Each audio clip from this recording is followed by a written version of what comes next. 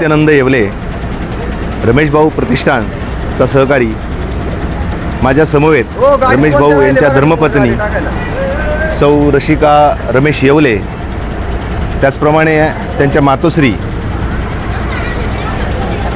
शांताबाई शिवाजी येवले, तसंच त्यांच्या भगिनी उल्काताई याही आहेत। आज रमेश भाऊ प्रतिष्ठानचा सप्तशृंगी दर्शनाचा दुसरा दिवस। पहिल्या दिवशी 9 बसेस भरून सप्तशृंगी दर्शनासाठी गेल्या होत्या। मी त्यासोबत होतो।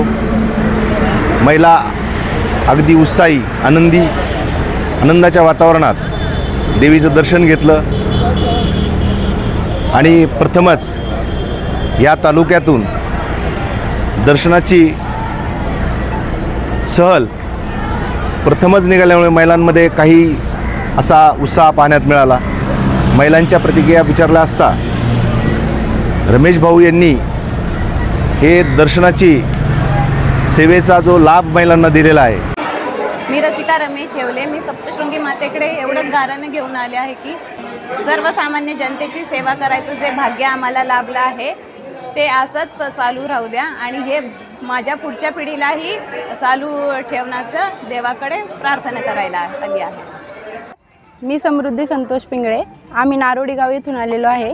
रमेश भाऊ येवले प्रतिष्ठानाकडून आम्हाला पूर्ण महिलांसाठी सप्तशृंगी यात्रेची मोफत सुविधा पार पाण्याच्या बाटलीपासून जेवण नाश्ता वगैरे सगळं मोफत आहे। पुन्हा रोपवेसाठी सुविधा पण त्यांनी उपलब्ध करून दिलेली आहे। रमेश भाऊ यांच्या पुढील वाटचालीसाठी मी त्यांना हार्दिक शुभेच्छा देते आणि थांबते।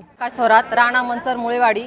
आज सप्तशृंगी माता या ठिकाणी आम्हा सर्व महिलांना भाऊंनी दर्शनासाठी आणले होते। सकाळ रमेश भाऊ येवले यांनी आम्हाला दर्शनासाठी आणले होते। सकाळी नाश्त्याची सोय, दुपारी जेवण वगैरे, संध्याकाळी जेवणाची सोय, डॉक्टरांची सुविधा होती गाडीमध्ये। भाऊंना पुढील वाटचालीसाठी खूप खूप शुभेच्छा। सप्तशृंगी माते की जय। नमस्कार, मी श्रद्धा राहुल पडवळ, माझं गाव आहे माळुंगे पडवळ।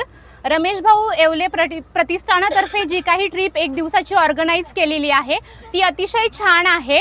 यांनी सकाळच्या नाश्त्यापासून ते जेवणापर्यंत खूप सुंदर अशी सुविधा केली आहे व देवीच्या दर्शनासाठी रोपवेची सुविधा देखील अतिशय छान आहे। तर मी आमच्या म्हाळुंग्याच्या सर्व महिलांच्या वतीने ह्यांना पुढील वाटचालीसाठी खूप खूप शुभेच्छा देते। धन्यवाद। माझं नाव प्रियंका जितेंद्र पाचपुते, राहणार मुळेवाडी मनसर। रमेश भाऊ येवले या सरांचं मी खूप खूप मनापासून आभार मानते। त्यांनी आम्हाला हे सप्तशृंगी म्हणजे वणीचं दर्शन घडवलं आणि खूप छान प्रकारे सुविधा आम्हाला उपलब्ध करून दिल्या। आम्हाला थोडंसं काही झालं तरी आम्हाला इथं डॉक्टरसुद्धा उपलब्ध होते आमच्या बसमध्ये। सकाळपासून चहाची नाश्त्याची, दुपारी जेवणाची, संध्याकाळची जेवणाची सोय आम्हाला त्यांनी उपलब्ध करून दिली। त्याबद्दल मी सगळ्यांच्या वतीने त्यांचे आभार मानते। भाऊंच्या या पुढील वाटचालीसाठी मी त्यांना खूप खूप शुभेच्छा देते।